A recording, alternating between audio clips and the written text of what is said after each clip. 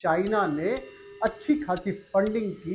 38 करोड़ रुपए फंड किए गए थे न्यूज क्लिक नाम के पोर्टल को।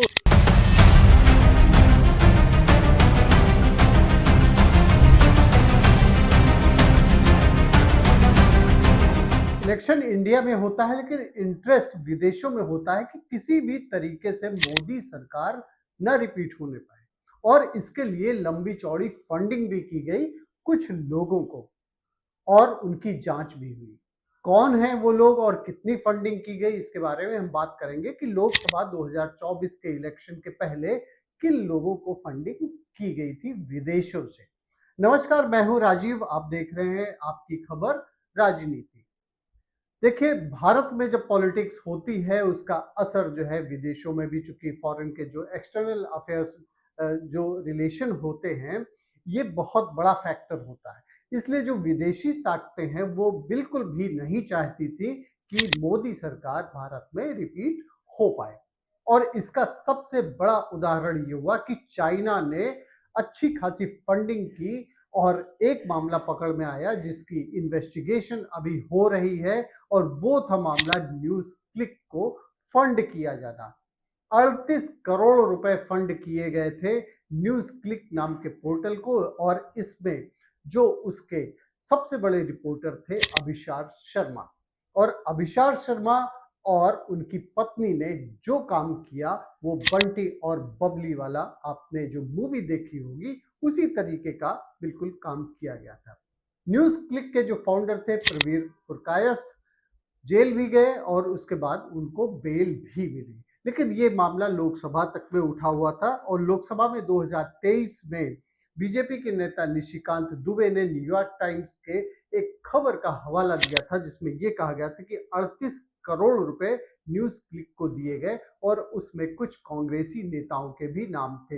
हालांकि कांग्रेसी नेताओं के ऊपर पहले भी आरोप राहुल गांधी के ऊपर भी लगते रहे कि उनका कहीं ना कहीं डोकलाम जब युद्ध हुआ था उस समय भी वो चाइनीज डेलीगेशन से मिल रहे थे, ये आरोप लगा हुआ था राहुल गांधी के ऊपर। अब हम आते हैं फिर न्यूज क्लिक के ऊपर अभिषार शर्मा के ऊपर, जो 2024 से पहले लोकसभा की जो इलेक्शन थी उनको 2 करोड़ रुपए की फंडिंग की गई थी, और इसके लिए जो उसमें डेटा दिया गया, ये कहा गया कि मकान खरीदने के लिए उनको 2 करोड़ रुपए दिए गए थे।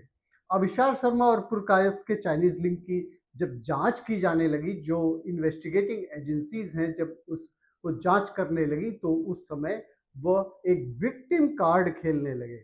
और ये सारी फंडिंग जो की गई थी ये 6 महीने पहले, लोकसभा इलेक्शन के 6 महीने पहले की गई थी।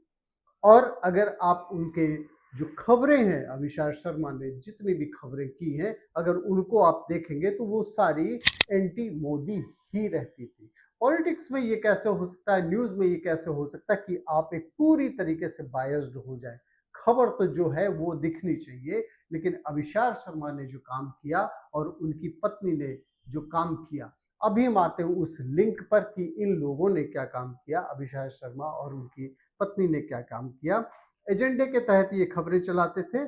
और सबसे बड़ी बात ये होगी कि आपको ध्यान होगा कि एनडीटीवी पर छापा पड़ा था, और उस समय जो अधिकारी थे जिन्होंने इनकम टैक्स की जो जांच की थी, उस समय के जो अधिकारी थे, उस अधिकारी को अभिषार शर्मा और उनकी पत्नी सुमाना सेन ने कोई भी कोर कसर नहीं छोड़ी। और उसमें एक शामिल थी अधिकारी अशीमा नेब। ये उस जो नेक्सस फॉर्म किया गया था उसमें शामिल थी कि एस के श्रीवास्तव जो उस समय के आईआरएस ऑफिसर थे जिन्होंने एनडीटीवी की जांच की थी, उसमें फंडिंग की जांच की थी, और उसमें चोरी पकड़ा हुआ था, इरेगुलरिटी पकड़ा हुआ था, उनको पूरी तरीके से बदनाम किया जाने लगा, और इस नेक्सस ने उसको बदनाम करने का काम किया।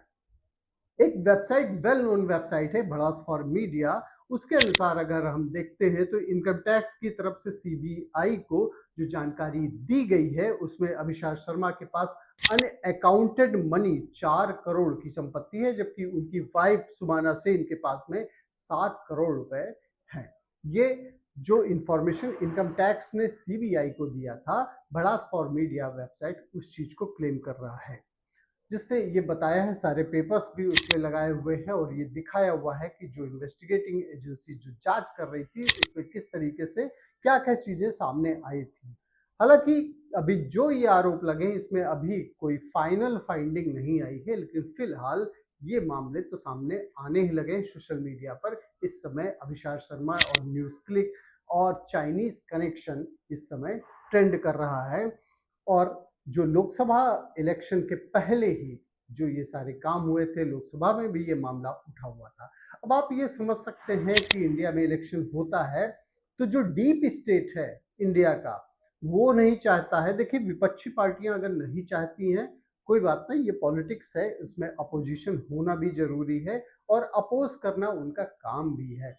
लेकिन अगर ये लिंक कहीं से बाहर से, विदेश से जुड़ जाते हैं और विदेशी जो ताकतें चाहती है कि इंडिया में कमजोर किया जाए और ऐसे लोगों को लाया जाए जिसको वो पसंद करते हो, और किसी एजेंडा के तहत अगर खबरें चलाई जाती हैं, तो आपको क्या लगता है कि ये जो न्यूज क्लिक, अभिषेक शर्मा और उनकी वाइफ सुमाना सेन ने जो भी किया, क्या इंडिया में उस चीज को परमिट करना चाहिए, या जो मीडिया की आजादी के नाम पर ये लोग जो कर रहे हैं उसको कहां तक सही माना जा सकता है? कमेंट सेक्शन में आप जरूर बताएं।